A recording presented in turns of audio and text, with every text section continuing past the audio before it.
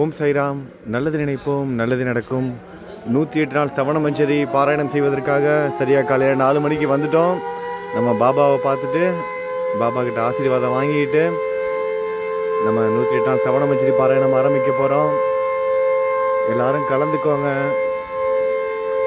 பாபாவை பார்த்துட்டு அவருக்கு காலை வணக்கம் சொல்லிவிட்டு ஏகாதசி அன்னைக்கு நம்ம 108 நாள் சவண மஞ்சரி பாராயணம் ஆரம்பிக்க போகிறோம். முழுவதுமாக கலந்துக்கோங்க. எல்லாமே நல்லபடியாக நடக்கட்டும். அண்ணன் மணி அடிக்கிறதுக்காக ரெடியாக இருக்கார்.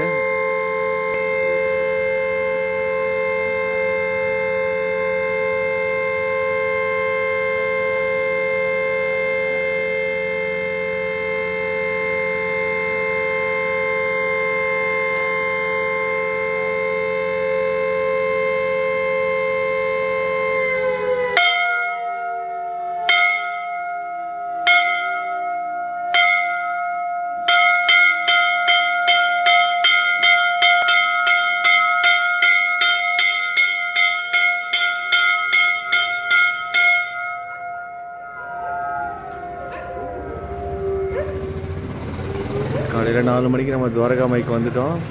108 நாள் சவண மஞ்சரி பாராயணம் இன்றைக்கி முதல் நாள் ஆரம்பிக்கிறோம். தொடர்ந்து 108 நாளும் வந்து கலந்துக்கோங்க.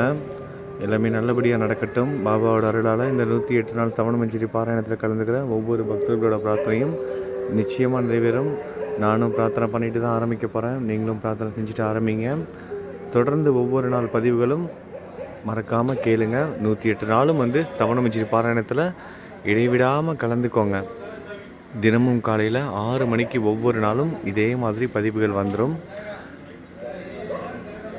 நம்ம சாயை பார்த்துருவோம். பார்த்ததுக்கப்புறம் நம்ம படிக்க ஆரம்பிக்கலாம். இந்த 108 நாள் சவண மஞ்சரி பாராயணம் முடிவதற்குள்ள உங்கள் மனசில் இருக்கிற குறைகளை பாபா நிவர்த்தி செய்து கொடுப்பாரு. உங்களோட பிரார்த்தனையும் நிறைவேற்றி கொடுப்பாரு. நம்பிக்கையோடு கலந்துக்கோங்க. இன்னும் பாபாவை இருக்கிற இடம் வந்து ஓப்பன் பண்ணலை. ஓப்பன் பண்ணிட்டோம். நம்ம பாபாக்கிட்ட அனுமதி வாங்கிட்டு நம்ம ஏகாதசி இன்றைக்கி முதல் நாள் சவண மஞ்சரி பாராயணத்தை ஆரம்பிச்சிடலாம். சாய் குடும்பத்தில் இருக்கிற ஒவ்வொரு பக்தர்களும் மறக்காமல் முழுவதுமாக கலந்துக்கோங்க. 108 நாளும் கலந்துக்கோங்க. கதவு திறக்க போகிறாங்க.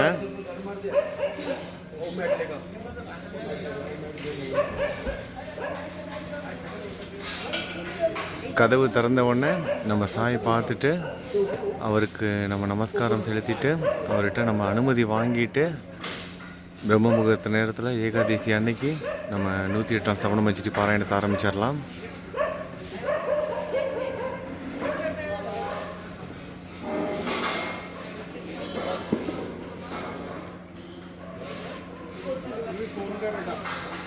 பிரார்த்தனை செஞ்சுக்கோங்க.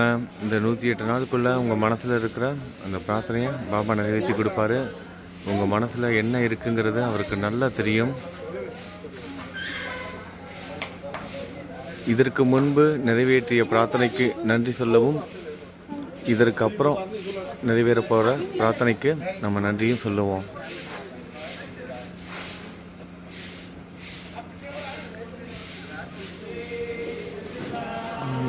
सद्गुरु साईनाथ महाराज के जय.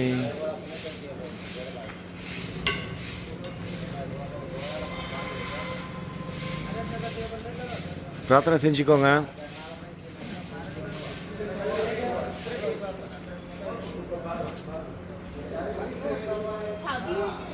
பிரார்த்தனை செஞ்சுக்கோங்க.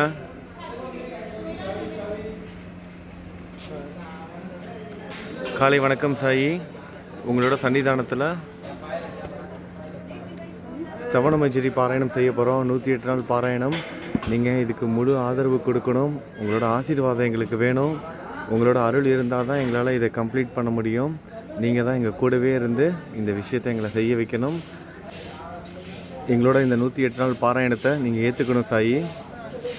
ஓம் சாய்ராம். சரி வாங்க, நம்ம இப்போ 108 நாள் பாராயணத்தை ஆரம்பிக்கலாம். ஆரம்பிப்பதற்கு முன்பு நம்ம சாய் குடும்பத்தில் யாரெல்லாம் இந்த 108 நாள் பாராயணத்தில் கலந்துக்கிறாங்களோ அவங்க எல்லோரோட சார்பாகவும் முதல் நாள் ஒரு தேங்காய் வாங்கி கொடுத்து நம்ம வந்து ஆரம்பிப்போம். கடைசியாக முடிக்கும் போது 108 தேங்காய் வாங்கி கொடுக்கலாம். படித்து முடிக்கிற வரைக்கும் இந்த தேங்காவை நம்ம கையிலே வச்சுக்குவோம். படித்து முடித்ததுக்கப்புறம் கொண்டு போய் துவாரகா மாயில் கொடுப்போம். படித்து முடித்ததுக்கப்புறம் இந்த தேங்காய் கொண்டு போய் நம்ம துவாரகா மாயில் கொண்டு போய் கொடுக்கலாம். அது வரைக்கும் நம்ம கையில் வச்சுக்குவோம். நம்ம இனிப்பான இடத்துல உட்காந்து தான் படிக்க போகிறோம். லட்டு கவுண்டர் இங்கே இருக்குது, லட்டு பிரசாத் கவுண்டர்.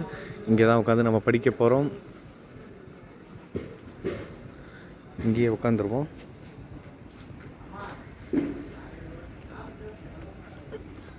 துவாரகா மாய்க்கு முன்பு அப்படி நேராக இங்கே வந்து உட்காந்துட்டோம்.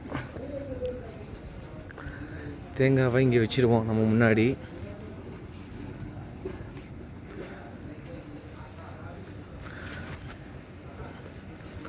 இப்போ ஸ்தவன மஞ்சரி நம்ம படிக்க ஆரம்பிக்கலாம். ஒவ்வொரு நாளும் வந்து கலந்துக்கணும், சரிங்களா? இன்றைக்கி மட்டும் கேட்டுகிட்டு போயிடக்கூடாது. ஒவ்வொரு நாளும் தீபம் சேனலில் இதே மாதிரி காலையில் 6 மணிக்கு பதிவுகள் வரும். எல்லா நாளும் நீங்கள் தொடர்ந்து கேட்கணும்.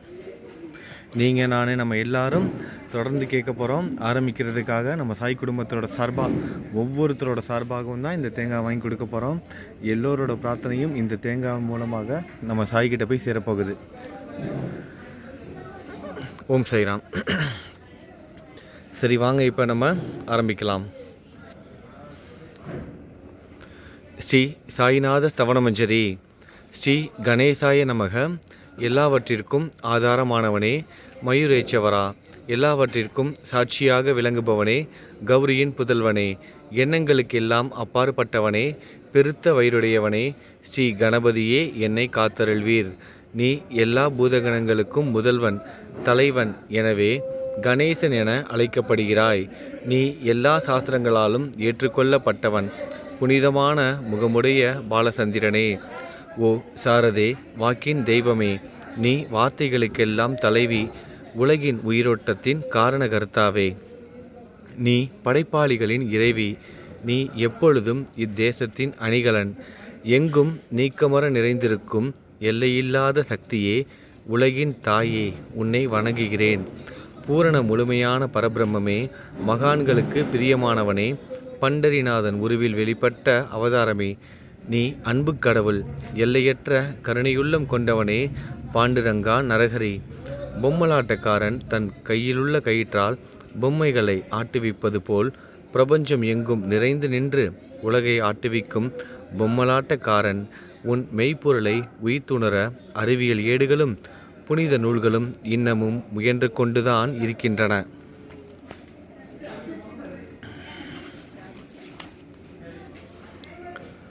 மெத்த படித்தவர்களுக்கு நீ வெளிப்பட்டதே இல்லை.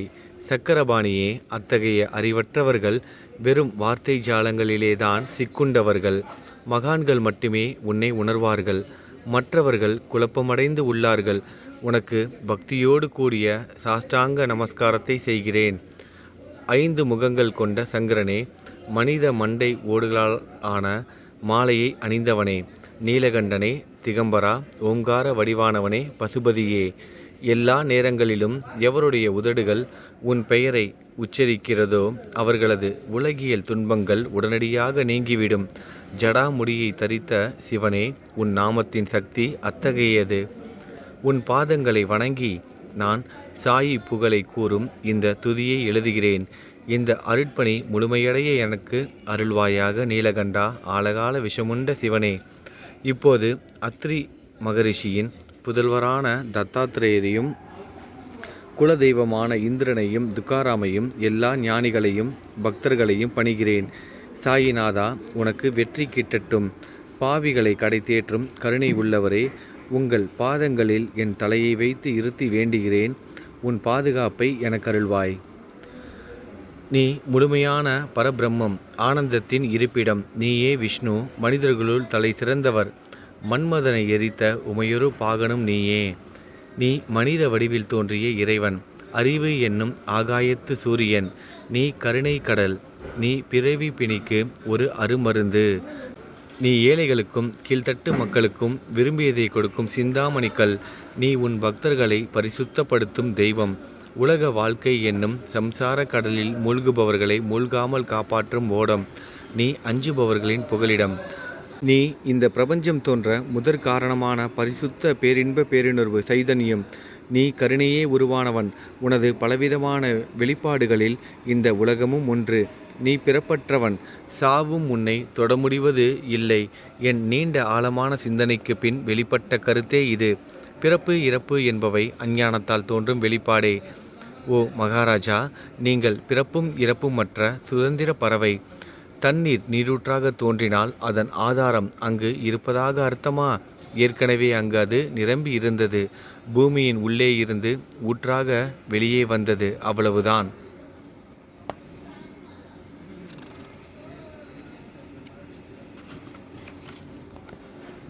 ஓம் சாய்ராம். மணற்படுகையில் நீர் ஊற்றாக வெளிப்பட்டதும் அது நீரோடை என்ற பெயர் பெற்றது. அதன் சரியான பெயர் ஊற்று. தண்ணீர் இல்லாவிட்டால் அது வெறும் மணற்படுகையே.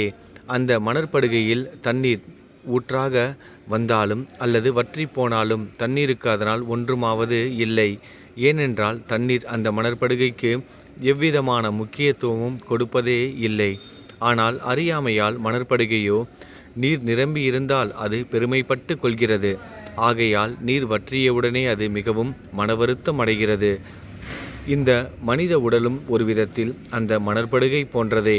புனித பேரின்ப நிலையை அந்த நீரூற்றின் தூய தண்ணீருக்கு ஒப்பிடலாம். இம்மாதிரி எண்ணற்ற மணற்படுகைகள் மனித உடல்கள் இருந்தபோதிலும் அவற்றில் உள்ள நீர் பேருணர்வு எனப்படும் சைதன்யம் மட்டும் மாறுபடுவதே இல்லை. கருணை உள்ளவரே, நான் உங்களை ஆதியும் அந்தமும் இல்லாதவன், பிறப்பற்றவர் என்று கூறுவேன். அறியாமை என்னும் மலையை உடைக்க உதவும் இந்திரன் கையில் இருக்கும் வஜ்ர ஆயுதம். இதுவரை இந்த பூமியில் எத்தனையோ எண்ணற்ற உயிரினங்கள் தோன்றியுள்ளன. இப்போதும் தோன்றிக்கொண்டேதான் இருக்கின்றன. வருங்காலத்தில் மேலும் எண்ணற்ற உருவங்கள் தோன்றதான் போகின்றன. அந்த ஒவ்வொரு தோற்றத்திற்கும் தனி உருவமும் பெயரும் கிடைக்கும். இந்த உயிர்கள் ஒவ்வொன்றும் பெயராலும் தோற்றத்தாலும் மட்டுமே இவ்வுலகில் அடையாளம் காட்டப்படுகிறது. ஆகையால் அந்த சுத்த பேருணர்வு நிலையை நீ நான் என்று பிரித்து காட்டுவது சரியல்ல. ஏனென்றால் எது இரண்டாக தோன்ற முடியாதோ அதுவே உண்மையில் பரிசுத்த பேரின்ப பேருணர்வு சைதன்யம் எனப்படும். அது ஒன்றே அனைவரின் உள்ளமும் ஆத்மா என்ற பெயரில் உள்ளது. மேலும் உண்மையை சொல்வதானால் அந்த ஒரே ஒரு சுத்த பேரின்ப பேருணர்வு நிலைதான் உலகம் முழுவதும் வியாபித்து இருக்கிறது. அப்படி இருக்கையில் நீ நான் என்ற வேற்றுமைகள் எவ்வாறு இருக்க முடியும்? நீருண்ட மேகத்தில் உள்ள நீரின் தன்மை உலகெங்கிலும் ஒன்றே. ஆனால் அது பூமியை அடைந்ததும் வெவ்வேறு தோற்றங்களை நதி, ஏரி, ஊற்று ஏற்கின்றன. கோதாவரி மணற்படுகையில் விழும் நீர் கோதாவரி நதி என்றழைக்கப்படும். அதே சமயம் கிணறு ஒன்றில் விழும் நீருக்கு அந்த சிறப்பு தகுதி கிடைப்பது இல்லை. கோதாவரி நதி மிகவும் புனிதமானது. நீங்கள் அதில் உள்ள நீரை போன்றவர். நாங்கள் குளம், குட்டை, சகதியில் உள்ள நீர் போன்றவர்கள். நம் இருவருக்கும் இடையே உள்ள வித்தியாசம் இதுதான். எங்கள் வாழ்வின் குறிக்கோள்களை அடைவதற்கு நாங்கள் உங்களிடம் வர வேண்டும். கூப்பிய கரங்களுடன் சரணடைய வேண்டும். ஏனென்றால் நீங்கள் ஒருவரே புனிதத்தின் உறைவிடம். ஓம் சாய்ராம்.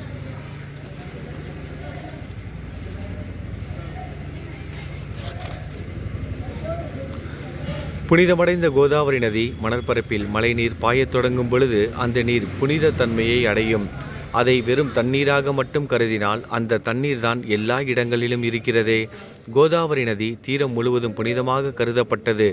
பூமியின் அந்த மணற்பகுதி அதன் புனித தன்மையை நிர்ணயம் செய்கிறது.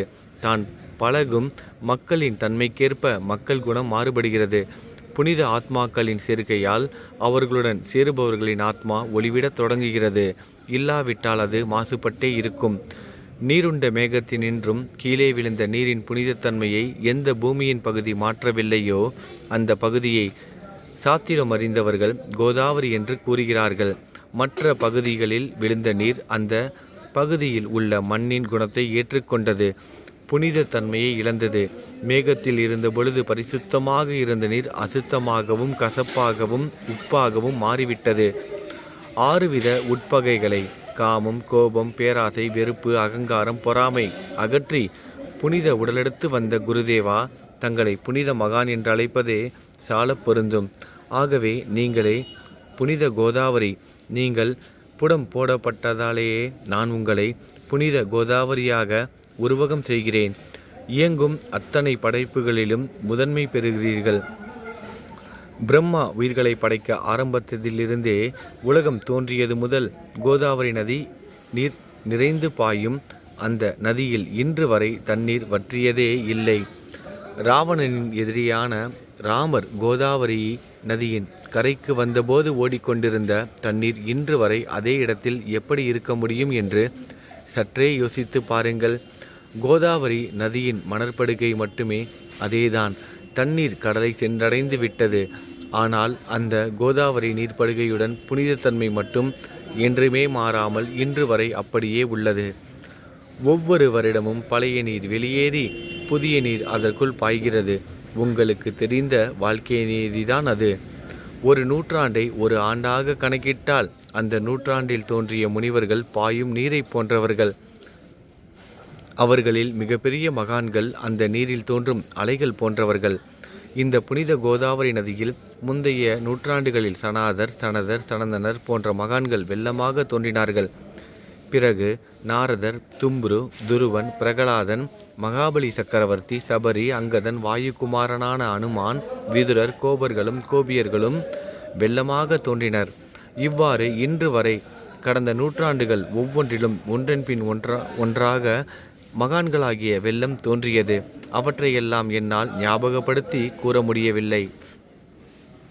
ஓம் சாய்ராம்.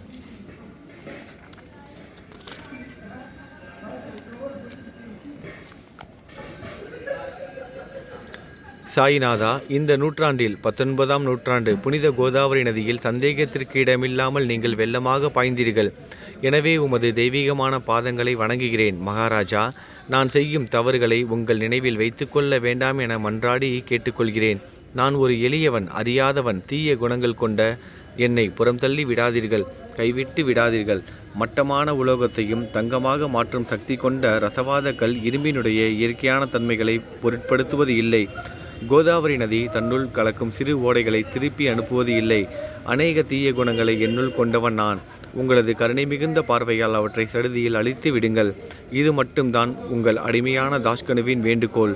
ரசவாதக்கல் தொடர்பு ஏற்பட்டும் இரும்பின் இயற்கை தன்மைகளை அளிக்கப்படாவிட்டால் குருதேவா, அது ரசவாத கல்லின் பெருமைக்கு இழுக்கு அல்லவா?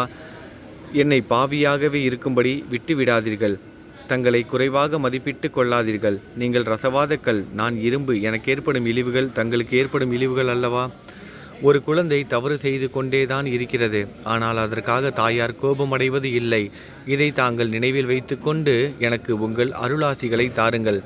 சத்குரு சாயிநாதா, நீங்கள் எனது கற்பக விருட்சம். சம்சார கடலை உறுதியாக கடக்க உதவும் சிறந்த கப்பல்.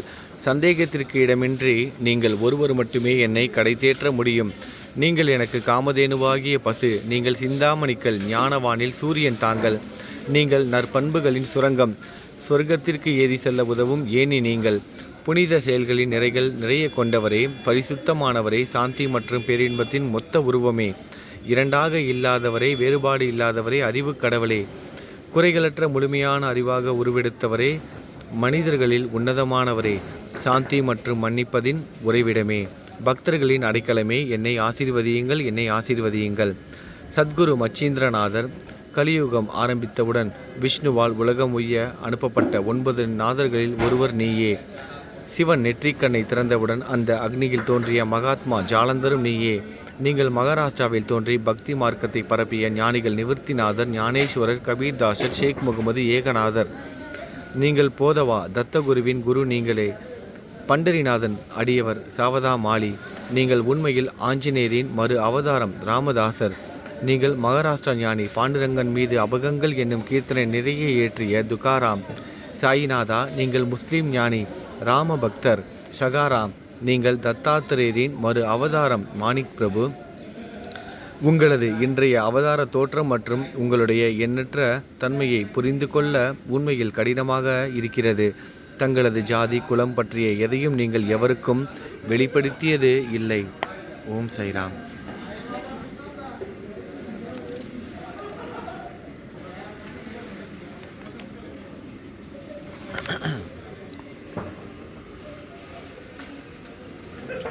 சிலர் உங்களை முஸ்லீம் என்கிறார்கள், சிலர் உங்களை பிராமணர் என்கிறார்கள். ஸ்ரீ கிருஷ்ணரை போன்று எண்ணற்ற தெய்வீக லீலைகளை செய்வதையெல்லாம் உங்களுக்கு ஒரு விளையாட்டு.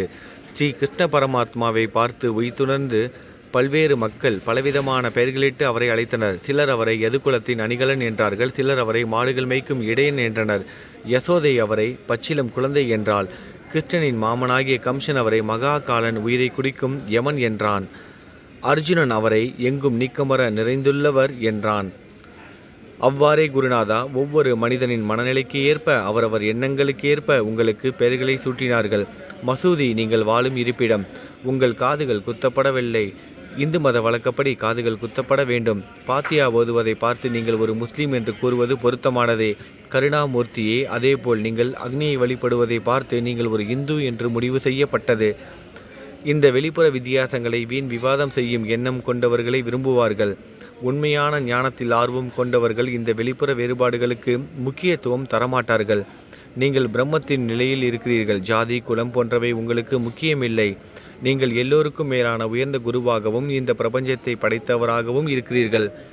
முஸ்லீம் இந்துக்களுக்கிடையே பகைமையுணர்வு ஏற்பட்டதால் அவர்களுக்கிடையே இணக்கமான உறவையும் ஒற்றுமையையும் ஏற்படுத்துவதற்காகவே நீங்கள் மசூதியில் அமர்ந்து அக்னி வழிபாட்டை நடத்தி உங்கள் லீலைகளை பக்தர்களுக்கு காட்டினீர்கள். நீங்கள் ஜாதி மதங்களுக்கு அப்பாற்பட்டவர். நீங்கள் பிரம்மமே. உண்மையில் அதுவே பிரம்மமே நீங்கள்தான். நீங்கள் உண்மையில் எண்ணங்களுக்கும் அப்பாற்பட்டவர். உங்களை பற்றிய வாத பிரதிவாதங்கள், ஊகங்கள், ஆதாரம் இல்லாத கருத்துக்கள் நடமாடும் இடத்தில் என் வார்த்தைகளுக்கு முக்கியத்துவம் எப்படி கிடைக்கும்? ஆனால் உங்களை பார்க்கும் பொழுது என்னால் மௌனமாக இருக்க முடியவில்லை. வார்த்தைகளால் போற்றுதலே உலக வழக்கில் உள்ள ஒரே வழக்கம். ஆகையினால் உங்கள் அருளாசியுடன் வார்த்தைகளால் எப்படியெல்லாம் போற்ற முடியுமோ அவ்வண்ணமே போற்றி புகழ்கிறேன். கடவுளின் நிலையை விட மகான்களின் நிலை வேறுபட்டும் மிக உயர்ந்ததாகவும் இருக்கும். மகான்களின் அருகில் நான், எனது போன்ற எண்ணங்களுக்கு இடமே இல்லை. கடவுளை வெறுத்ததால் இரணியகசிபுவும் ராவணனும் கொல்லப்பட்டனர். மகான்கள் கைகளால் இத்தகைய துர்சம்பவங்கள் ஏற்பட்டதே இல்லை. அரசன் கோபிசந்தன் முனிவர் ஜாலந்தரை சாணக்குவியலுக்குள் புதைத்தான்.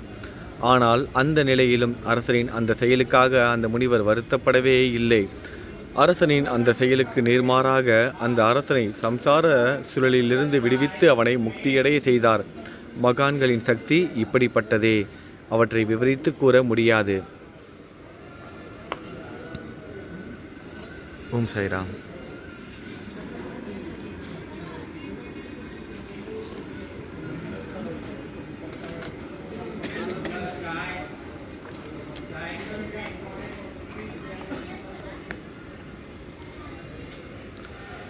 மகான்கள் சூரியனை போன்றவர்கள். அவர்கள் கருணை ஒளிவிட்டு பிரகாசிக்கக்கூடியது. மகான்கள் சந்திரனை போல் இதயத்திற்கு ஆறுதல் கொடுப்பவர்கள். சந்திரனின் மென்மையான ஒளிக்கதிர்கள் போல் அவர்களது அருள் ஒளி வீசும். மகான்கள் இதமளிக்கும் கஸ்தூரி போன்றவர்கள். அவர்கள் அருள் அதன் நறுமணம் போன்றது. மகான்கள் சாறு நிரம்பிய கரும்பு போன்றவர்கள். அவர்களின் அருள் அந்த கரும்பு சாற்றினை போல் இனிப்பானது. நிச்சயமாக மகான்கள் நல்லவர்களிடமும் தீயவர்களிடமும் ஒரே விதமாக நடந்து கொள்கின்றனர். அதற்கும் மேலாக பாவிகளிடம் அவர்கள் காட்டும் அன்பு அளவிட முடியாதது. கோதாவரி நதியில் அழுக்கடைந்த துணிகளை சுத்தம் செய்யப்பட வேண்டி வருகின்றன. சுத்தமான துணிகள் கோதாவரி நதியினின்றும் வெகு தூரத்தில் பெட்டியிலேயே தங்கிவிடுகின்றன. பெட்டியில் வைக்கப்பட்டிருந்த அந்த துணியும் ஒருமுறை கோதாவரி மணற்படுகைக்கு நன்றாக துவைப்பதற்காக வந்ததுதான். இந்த ஊமையில் பெட்டிதான் வைகுண்டம். நீங்களே கோதாவரி. கோதாவரி நதிக்கரையே நம்பிக்கை. எல்லா உயிரினங்களும் துணிகள். 6 விதமான மனவிகாரங்களை அவைகளை பற்றியுள்ள அழுக்கு. அவை காமம், கோபம், கஞ்சத்தனம், மதம், பொறாமை, மோகம் என்பவையே. தங்கள் பாதார விந்தங்களை வணங்குவதே கோதாவரியில் செய்யப்படும் புனித குளியல். எல்லா பாவங்களையும் மன அழுக்குகள் போக்கி சமர்த்தரை எங்களை சுத்தப்படுத்தும். சம்சார வாழ்க்கையில் உழலும் மக்களாகிய நாங்கள் மேலும் மேலும் பாவம் செய்கிறவர்களாக இருக்கிறோம். எனவே மகான்களின் தரிசனம் பெறுவதற்கு நாங்கள் தகுதியுடையவர்கள் ஆகிறோம். கோதாவரி நதியில் தண்ணீர் நிரம்பி உள்ளது. படித்துறையில் துவைப்பதற்காக துணிகள் வருகின்றன. அவை துவைக்கப்பட்டு சுத்தப்படுத்தப்படாவிட்டால் அது கோதாவரி நதிக்கல்லவா இழுக்கை தேடித்தரும். நீங்கள் அடர்ந்த இலைகளுடன் கூடிய நிழலையும் குளிர்ச்சியையும் தரும் மரம். உண்மையில் நாங்கள் வழிபோக்கர்கள். எங்களை 3 வித துக்கங்கள், இயற்கை இடர்பாடுகளால் வரும் துன்பங்கள், நமது உடலுக்கு வரும் நோய் நொடிகள், அஞ்ஞானத்தால் நிரம்பிவிடும் பாவ மூட்டை எனப்படும் வெயில் சுட்டெரிக்கின்றன. கருணாமூர்த்தியே, அந்த சுட்டெரிக்கும் 3 வித தாபங்களின் வெப்பத்திலிருந்து எங்களை காப்பாற்றும். குருராயா, தங்கள் அன்பு மிகுந்த கருணை என்னும் குளிர் நிழல் இந்த சம்சாரம் என்னும் வாழ்க்கை கடலை கடக்க உதவும் தன்மை கொண்டது. மரத்தின் அடியில் அமர்ந்து ஒருவன் சூரியனின் சுட்டெரிக்கும் வெப்பத்தை உணர்ந்தால் அந்த மரத்தை நிழல் தரும் மரம் என்று கூற முடியுமா? பாருங்கள், உங்கள் அருளின்றி இந்த உலகில் நல்லது என்பது ஏற்படுவதே இல்லை. எனவே தர்மத்தை நிலைநிறுத்துவதற்காக சேஷசாயி பாம்பு படுக்கையில் இருப்பவனே, அர்ஜுனனுக்கு நண்பனாக, வழிகாட்டியாக மற்றும் ஆன்மீகவாதியாக மாறினார். சுக்ரீவனின் அன்பினாலேயே விபீடனன் அரசன் ராமனின் நட்பை பெற்றான். ஸ்ரீ ஹரியும் மகான்கள் மூலமாகத்தான் பெருமை பெற்றார். பிரம்மம் உருவமற்றது, எனவே வேதங்களால் அதை வர்ணிக்க முடியவில்லை. பூமியில் அதை மனித உருவில் தோன்ற வைத்து மகான்கள் அதன் உருவமற்ற தன்மையை மாற்றினர்.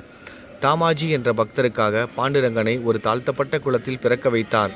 சோகமேளா தாழ்த்தப்பட்ட குலத்தில் பிறந்தவர் என்ற பக்தருக்காக உலகில் தெய்வமாகிய இறைவனை இறந்த எருமைகளின் உயிரற்ற உடல்களை எடுக்க வைத்தார். ஓம் சாய்ராம்.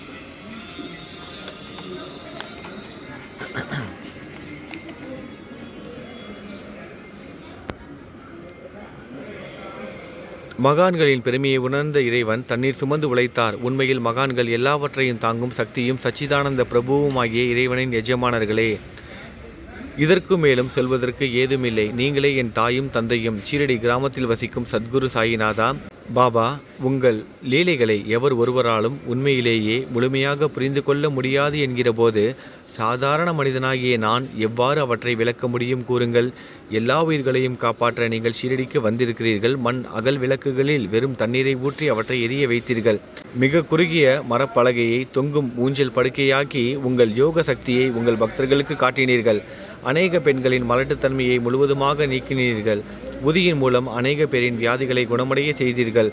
இவ்வுலக சம்பந்தமான துன்பங்களை நீக்குவது உங்களுக்கு ஒரு பொருட்டே அல்ல.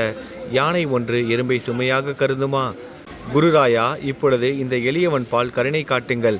உங்கள் பாதங்களில் சரணடைந்து விட்டேன். என்னை திருப்பி அனுப்பி புறம் தள்ளி விடாதீர்கள். மகாராஜ், நீங்கள் அரசர்களுக்கெல்லாம் அரசன். நீங்கள் குபேரனை விட செல்வம் அடைந்தவர். நிச்சயமாக தன்னிகரற்ற வைத்தியர். உங்களை விட மேலானவர் எவரும் இல்லை. மற்ற கடவுள்களை வணங்குவதற்கு தனித்தனியாக பூஜை பொருட்களும் வழிபாட்டு முறைகளும் உள்ளன. ஆனால் உங்களை வணங்குவதற்கு தகுதியான பொருட்களே இந்த உலகில் இல்லை. சூரியனின் ராஜ்யத்தில் தீபாவளி பண்டிகையை கொண்டாடுவது என்றால் எவ்விதமான பொருட்களை கொண்டு அதை கொண்டாடுவோம்? சமுத்திரத்தின் தாகத்தை தணிக்க பூமியில் போதுமான தண்ணீர் கிடைக்காது. நெருப்பை சூடாக்குவதற்கு எங்கிருந்து அக்னியை கொண்டு வருவது? ஸ்ரீ சமர்த்த குருராயா, பூஜை செய்ய உதவும் பொருட்கள் யாவற்றிலும் இருப்பது உன் ஆத்மாவே. ஆரம்பம் முதலே அவை உன் ஒரு பகுதியே. மேலே கூறப்பட்டவை எல்லாம் தத்துவார்த்த ரீதியில் கூறப்பட்டவையே. எனக்கு ஏற்பட்ட அடிப்படையில் கூறப்பட்டவை அல்ல. அனுபவங்கள் இன்றி கூறப்படும் வார்த்தை ஜாலங்கள் வீணே. சம்பிரதாய சடங்குகளின்படி உங்களுக்கு பூஜை செய்ய வேண்டுமானால் அதனை செய்வதற்கு தேவையான பூஜை சாமான்கள் என்னிடம் இல்லை. என் குருநாதா, கருணையுடையவரே, அடிக்கடி என் கற்பனை திறனின் அடிப்படையில் உங்களுக்கு நான் வழிபாடு செய்கிறேன். அந்த வழிபாட்டை இந்த அடிமையிடமிருந்து ஏற்றுக்கொள்ளுங்கள். இப்போது என் அன்பு கண்ணீரால் உங்கள் கால்களை கழுவுகிறேன். உண்மையான பக்தி என்னும் சந்தனத்தை அரைத்து சாந்தாக்கி உமக்கு இடுகிறேன். அழகிய வார்த்தைகளால் எழுதப்பட்ட இந்த துதி என்னும் கப்னியை உமக்கு அணிவிக்கிறேன். இந்த புகழ் மாலையை உங்கள் கழுத்தை சுற்றி அணிவிக்கிறேன். ஓம் சாய்ராம்.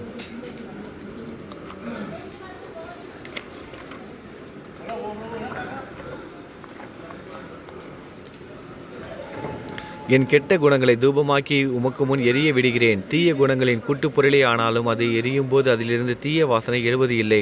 சத்குருவுக்கு முன்பு இல்லாமல் வேறு எங்காவது இந்த தூபம் எரியவிடப்பட்டால் அங்கெல்லாம் அந்த தூபத்தின் நிலை கீழே கொடுத்த மாதிரி ஆகும். அதாவது சாம்பிராணியை நெருப்பில் போட்டவுடன் அது பொசுங்கி அதில் உள்ள நல்ல மனம் என்ற நற்குணம் அதை விட்டு மறைந்து போகிறது. சத்குருவே, உமக்கு முன் அதை எரியவிட்டால் இதற்கு மாறாக நிகழ்கிறது. தீய தன்மைகள், அழுக்குகள் அக்னியில் எரிந்து விடுகின்றன.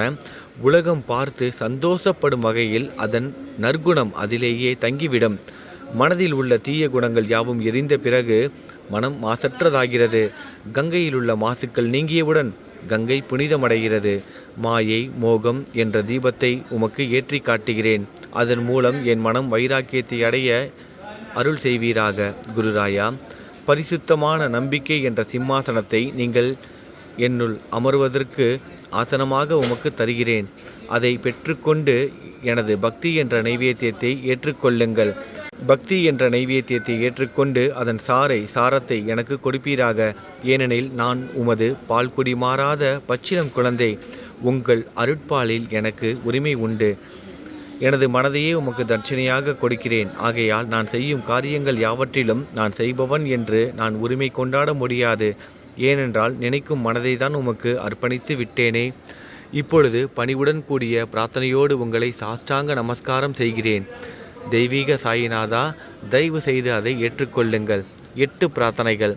சாயிநாதா, சாந்தமான மனமுடையவரே, அறிவின் சிகரமே, அன்புள்ளம் கொண்டவரே, கருணை கடலே, உண்மையின் உறைவிடமே, மாயை என்னும் இருளை அகற்றுபவரே, ஜாதி மதங்களுக்கு அப்பாற்பட்ட துறவியே, எங்களின் புரிந்து கொள்ளும் திறமைக்கும் அப்பாற்பட்டவரே, அன்பின் இருப்பிடமே, ஷீரடிநாதா, என்னை காப்பாற்றும், என்னை காப்பாற்றும்.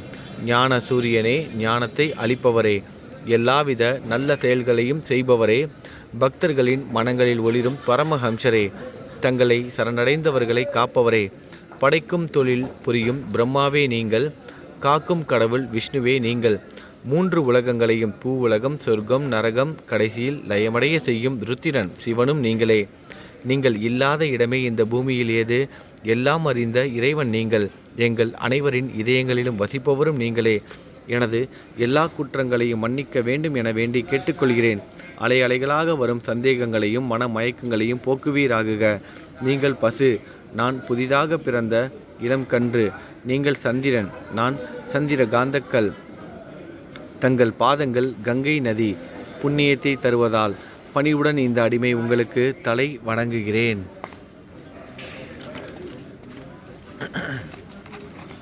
ஓம் சாய்ராம்.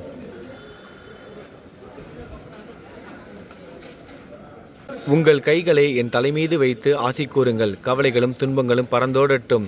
நான் உங்கள் அடிமை. இந்த 8 துதிகளையும் கூறி நான் உங்களை சாஷ்டாங்கமாக நமஸ்கரிக்கிறேன்.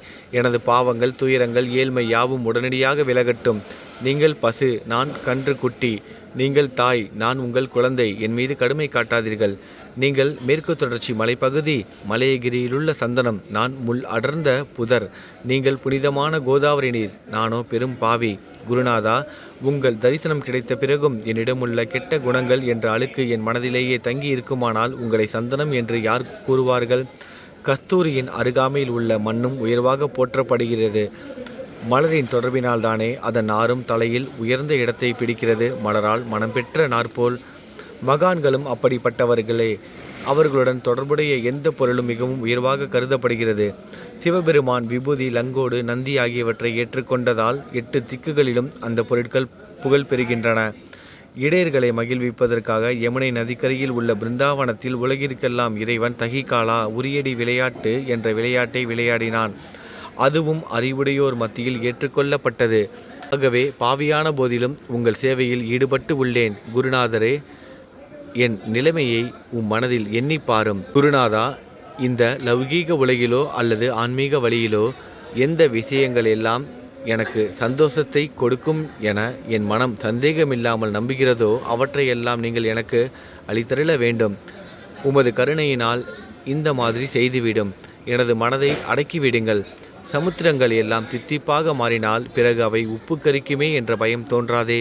சமுத்திரத்தை தித்திப்பாக்கும் சக்தி உங்களுக்கு உண்டு. ஆகையால் தான் எனது இந்த வேண்டுகோள். தயவு செய்து இந்த வேண்டுகோளை நிறைவேற்றும்.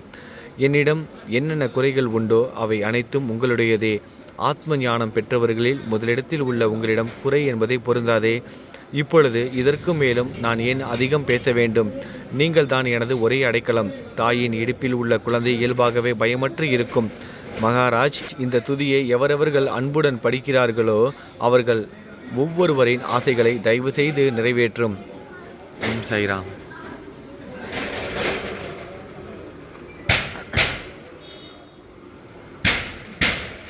இந்த துதியை படிப்பவர்களின் 3 வித தாபங்களையும், இயற்கை இடர்பாடுகளில் வரும் துன்பங்கள், நமது உடலுக்கு வரும் நோய் நொடிகள், அஞ்ஞானத்தால் நிரம்பிவிடும் பாவ மூட்டை ஓர் ஆண்டிற்குள் விலகிவிடும் என்பதே இந்த துதிக்கு உங்களது ஆசையாக என்றென்றும் நிரந்தரமாக இருக்கட்டும். குளித்து முடித்துவிட்டு மனதில் முழுமையான நம்பிக்கையுடன் தொடர்ந்து இந்த துதியை பாராயணம் செய்ய வேண்டும். அப்படி முடியாவிட்டால் வாரம் வாரம் வியாழந்தோறும் சத்குருவை வணங்கி அவர் உருவை தியானம் செய்து கொண்டு இந்த துதியை பாராயணம் செய்யுங்கள். இதுவும் கூட முடியாவிட்டால் மாதம் மாதம் வரும் 2 ஏகாதேசி தினங்களில் இந்த துதியை பாராயணம் செய்யுங்கள். இது ஏற்படுத்தும் விளைவுகளை பார்த்து அதிசயப்படுவீர்கள். குருமூர்த்தியான சாயிநாதர் இந்த துதியை பாராயணம் செய்பவர்களுக்கு இவ்வுலகியல் ஆசைகளை முழுமையாக உடனடியாக நிறைவேற்றுவார். இந்த துதியை திரும்ப திரும்ப பாராயணம் செய்வதால் முட்டாள்கள் கூர்மையான புத்தியை அடைவார்கள். யாருடைய வாழ்நாளாவது குறைவானதாக இருப்பின் இந்த துதியை அவர்கள் படிப்பதால் 100 காலம் வாழ்வார்கள். இந்த துதியை தொடர்ந்து பாராயணம் செய்து வந்தால், செல்வம் குறைவாக இருந்தால், ஏழையாக இருந்தால், செல்வத்தின் அதிபதி குபேரன் அவர்கள் வீட்டிற்கு வந்து தங்கி அவர்களுக்கு ஏவல் புரிவான். இது சத்தியம், இது சத்தியம், இது சத்தியம் என 3 முறை கூறுகிறேன். குழந்தை செல்வம் இல்லாதவர்கள் இந்த துதியை தொடர்ந்து படித்து வந்தால் குழந்தை செல்வம் பெறுவர். இந்த துதியை படிப்பவர்களின் வியாதிகள் எல்லா பக்கங்களிலும் பறந்தோடிவிடும். வியாதியினின்று குணம் கிடைக்கும். இந்த துதியை திரும்ப திரும்ப படித்தால் பயம் மற்றும் கவலை மறைந்து போகும். மதிப்பும் மரியாதையும் கிடைக்கும். அழிவற்ற பிரம்மத்தை உணர்வார்கள். பிரம்ம ஞானம் கிட்டும். அறிவுடையோரே, இந்த துதியின் மீது உங்கள் இதயங்களில் முழுமையான நம்பிக்கை வையுங்கள். சந்தேகங்கள், நம்பிக்கையின்மை, தவறான எண்ணங்கள் ஆகியவற்றிற்கு கொஞ்சம் கூட மனதில் இடம் கொடுக்காதீர்கள். ஷீரடிக்கு புனித பயணம் மேற்கொள்ளுங்கள்.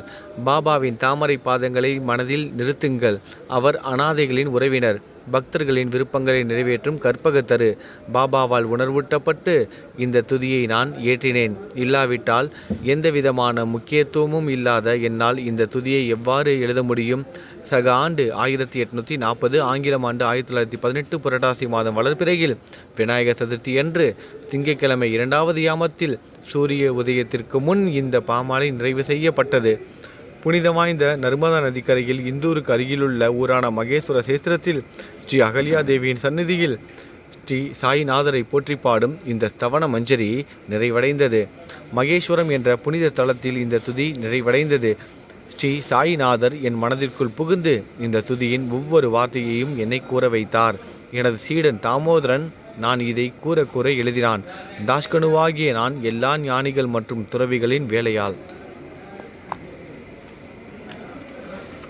ஓம் சாய்ராம். எங்கும் மங்களம் பொங்கட்டும். ஸ்ரீ சாய்நாதரை போற்றி பணிவுடன் எழுதப்பட்ட இந்த ஸ்ரீ சாய்நாத தவணமஞ்சரி என்ற துதி பாராயணம் செய்பவர்கள் சம்சார கடலை கடக்க உதவட்டும். இது பாண்டுரங்கனுக்கு தாஷ்கனுவின் நம்பிக்கை மற்றும் பணிவோடும் கூடிய பிரார்த்தனை. மங்களம் சுப மங்களம். ஓம் சாய்ராம். ஓம் சாய்ராம். ஓம் சாய்ராம். ஓம் சாய்ராம். முதல் நாள் பாராயணம் நல்லபடியாக முடிச்சிருக்கோம். இந்த பாராயணத்தில் கலந்துக்கிட்ட ஒவ்வொரு பக்தர்களோட சார்பாகவும் 108 நாள் பாராயணத்தில் கலந்துக்க போகிற ஒவ்வொரு பக்தர்களோட சார்பாகவும் இந்த தேங்காவை நம்ம துவாரகாமாயில் கொடுத்து முதல் நாள் பாராயணத்தை தொடங்க போகிறோம். 108 நாள் பாராயணத்தில் தொடர்ந்து முழுவதுமாக கலந்துக்கோங்க. இதே மாதிரி 108 நாள் முடித்ததுக்கப்புறம் நம்மளோட பாபாவுக்கு 108 தேங்காய் துணிக்கு வாங்கி கொடுத்து நம்மளோட 108 நாள் தவணமஞ்சரி பாராயணத்தை நம்ம வந்து நிறைவு செய்யலாம். இப்போ தேங்காவை நம்ம துவாரகாமாயில் போய் கொடுக்கலாம்.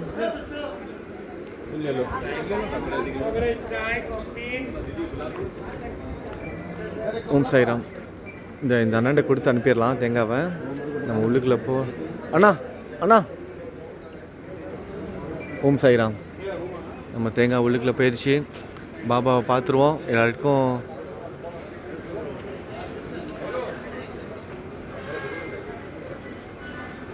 நம்ம தேங்காய் உள்ளுக்குள்ளே போயிடுச்சு. பாபாவுக்கு அவரோட துணிக்கு நம்ம தேங்காய் வந்து கொடுத்துட்டோம். நம்ம சாய் குடும்பத்தோட தேங்காய். எல்லோரும் பிரார்த்தனை பண்ணிக்கோங்க. வீடியோ எடுத்து முடிச்சுட்டு நான் துவாரகாமாயில் உட்காந்து நம்ம சாய் குடும்பத்தில் இருக்க எல்லாருக்காகவும் நான் பிரார்த்தனை பண்ணிக்கிறேன். நீங்களும் பிரார்த்தனை பண்ணிக்கோங்க. தொடர்ந்து 108 நாள் தவணமஞ்சரி பாராயணத்தில் கலந்துக்கோங்க.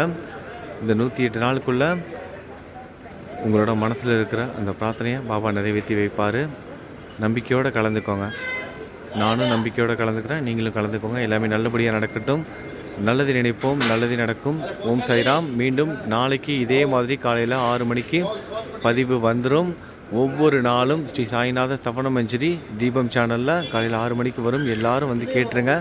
காலையில் முடியலனாலும் இரவு தூங்குவதற்கு முன் ஏதாவது ஒரு நேரத்தில் 108 நாளும் தவணமஞ்சரி பாராயணம் முழுவதுமாக கேட்டுருங்க. பாபாவுக்கு பூ மாலை போடுறாங்க. சரி, நான் பதிவு இதோடு முடிச்சுக்கிறேன். நாளைய பதிவில் சந்திக்கலாம். நல்லது நினைப்போம், நல்லது நடக்கும். ஓம் சாய்ராம். கோபுர தரிசனமும் பார்த்துருவோம்.